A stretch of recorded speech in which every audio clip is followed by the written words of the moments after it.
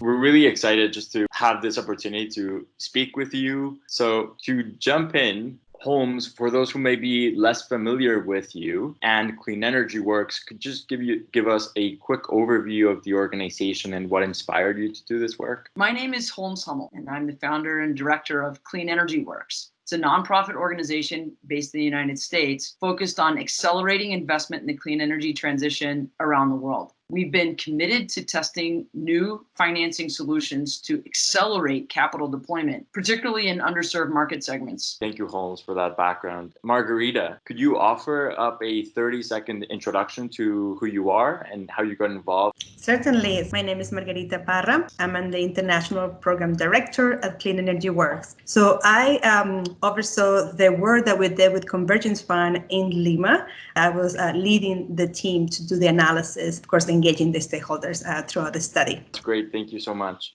Could you share how the start was like, what the start of the journey looked like for Clean Energy Works? Clean Energy Works has experience working with utilities to make place-based investments. We've seen that work in the context of building energy efficiency upgrades. And so our open question was, if this can work for buildings, could it work for buses? Margarita can tell you more about the story from here. When I joined Clean Energy Works, the city was already selected. My role then was try to bring all the stakeholders together and really start doing our part of the work. The project, it was initially delayed because the feasibility study firm, the one that was in charge of doing the broader study, had also some delays on the study. So the beginning wasn't as exciting as when we finally got the data, which was a few months later. That data collection was, of course, very important for the following stages of the feasibility study. Certainly. We were working in tandem with a base sustainable energy firm. And our contribution was to really just go in depth into how it will be to use a mechanism like pay, as you say, where the utilities are investing in part of the assets of the electric technologies. It was really interesting how even for people who are familiar with financial mechanisms,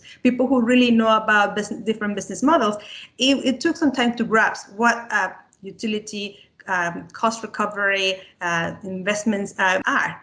That's great, Margarita. Thank you. Something that would be helpful for others to also know is, why design funding was necessary and how it was helpful. I'd be happy to do that. We depended upon the design funding to cover the professional services costs of de-risking the transaction and scouting the pathway to its execution. The Design Funding Award actually did, in the scouting process, find important aspects of the transaction that needed to be re-engineered in order to assure success for risk takers that would be participating in the transaction in the future. So the Design Funding Award actually served purposes that we couldn't find other support for. If I may compliment, one thing that was very important on the Design Fund too was right after we left the lab, we have a concept that was a breakthrough, and it was developed in the US in English. When we wanted to design an application for it in Latin America, the first task that I was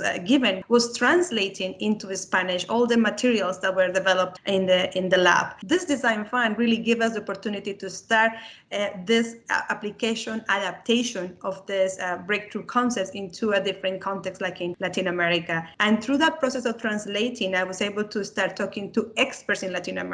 Well, how do you talk about utilities investments in Latin America? What language do we use? The value of this design funding was that we were raising awareness of different innovations that were happening from other sectors that could be even used in the transportation sector. That's wonderful. Thank you both for answering that question. Going to the study itself, something that was certainly great to see was there were challenges and roadblocks that were identified throughout the process. Even though the work in the lab anticipated many barriers, when we went to the field, we found more barriers. And this was fascinating. And I think one of the barriers that we found that we want to bring forward, which was still is there, is the fact that in the transportation sector, the current business models, how transportation is funding themselves, those models are broken. The transit bus operators were already struggling with the business model they had, which itself needed to be addressed, possibly with another form of blended finance. And so in the end, we actually had an aha moment that for some of these cities, it wasn't just one blended finance solution, but possibly two joined together, a reserve fund to manage the risk and uncertainty associated with the financial standing of these bus operators, and the support for the professional services to set up the transactions that had never been seen before in these major urban environments.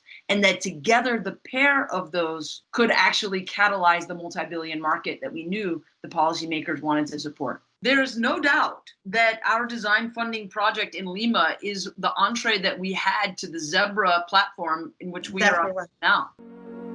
We are a partner in the Partnership for Global Green Growth, the P4G partnership for the Zero Emission Bus Alliance, specifically because of the experience, the insight, and the expertise gained through doing this problem solving in Lima. Which means they are going to bring us to all the discussions that they're having with the stakeholders in all the cities. Margarita, Holmes, thank you so much for taking the time today and throughout the feasibility study process. From Convergence's side, it has been great working with Clean Energy Works throughout the process, learning with you and from you, and seeing how this has worked and being used as a springboard to these other conversations that you're already having. And we're really excited to see the work that you continue to do and how you continue to move the conversation forward for the electric transportation sector in Latin America. Thank you.